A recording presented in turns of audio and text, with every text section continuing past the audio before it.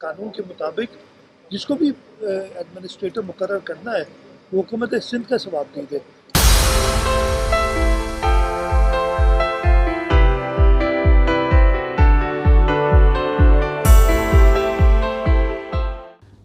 बिस्मिल्लाहिर्रहमानिर्रहीम, अस्सलाम वालेकुम। जनाब, इख्तियार किसका? सिंध में बल्दियाती मसाइल से तंग अवाम ये सवाल आज तक पूछते आ रहे हैं पिछले 12-15 सालों में, और इसका जवाब किसी के पास नहीं। मेयर आते हैं, वो कहते हैं कि मेरे पास इख्तियारात नहीं। सिंध हुकूमत कहती है कि ये उनका इख्तियार है।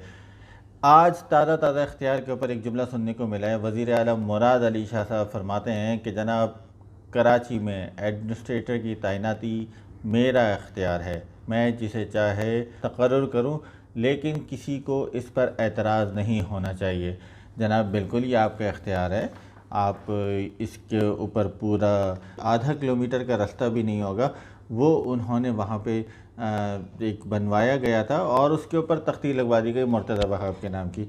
जनाब, ये काम ना करें। कराची के अंदर बहुत सारे मसाइल हैं, आपको जिसको तैनात करना है करें, मुकम्मल तौर पर इख्तियार आपका है, लेकिन आपको ये भी इख्तियार है कि कराची के अवाम के मसाइल हल करें। सड़कें आप बनाएंगे, कचरा आप उठाएंगे, आपने उस जानिब कोई तवज्जो नहीं देनी। ये मैं आपको लिटरली एक बात है कि कराची में जो घरों से एक, अगर आप ये रखेंगे 10-12 गलियाँ किसी एक सेक्टर, एक ब्लॉक के अंदर आती हैं बिलफर्ज, तो उनमें से 3-3 गलियाँ मुख्तलिफ जो कचरा उठाने वाले घरों से आते हैं उन्होंने बांध रखी हैं। वो हर घर से 300, 400, 250 रुपये ऐसे वसूल करते हैं। वो उन DMCs को 12 से 15 हज़ार रुपये देते हैं माहाना के। अब ये समझ लीजिए कि DMC को एक ब्लॉक से कितने मिल रहे होंगे। अगर 3 कचरा उठाने वाले हैं तो 45 हज़ार रुपये तो तकरीबन यही हो गए, और मज़ीद अगर इसके अंदर लोग हैं तो वो शामिल हो जाएंगे। तो DMCs के पास एक ब्लॉक नहीं होता।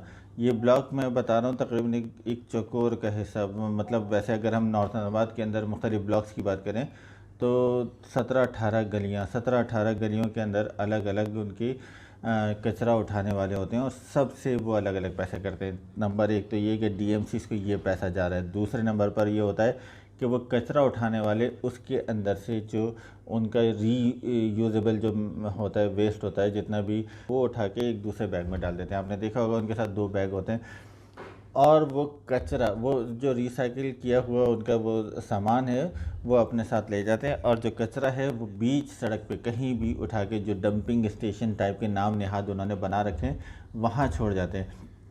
इसके बाद भी ये जो कचरा है, यानी वो हमारे घरों से पैसा ले रहे हैं, वो एक अलग है। इसके अलावा ये जो तमाम सामान, बोतलें, डब्बे, गत्ते, रीयूजेबल आइटम्स होते हैं, इनको वो वहाँ पर प्लांट्स में मुख्तलिफ़ जगह पे वो देते हैं जहाँ से ये रिसाइकिल होते हैं, और फिर इसका पैसा अलग आता है। ये सारा पैसा कहाँ जा रहा है, इसका हिसाब कौन देगा, इसका ऑडिट कौन करेगा, इसका इख्तियार भी आप पर है। ये सारे सवाल आपसे होंगे, आप जिसको तैनात करें। लेकिन सबसे बड़ी बात है, कराची वालों को तो अपने मसाइल का हल चाहिए। ये पैसा जो आवाम का है वो कहाँ जाता है, कहाँ खर्च होता है, ये सब भी आपको हिसाब रखना है। ऐसा ना हो कि एक नई बंदरबांट का, एक जनाब नई लूट खसूट का जो है वो एक रास्ता ढूंढा जा रहा हो, और उसके बहाने से यहाँ नई तैनाती की जा रही हो। अपनी राय से ज़रूर आगाह कीजिएगा। बहुत शुक्रिया।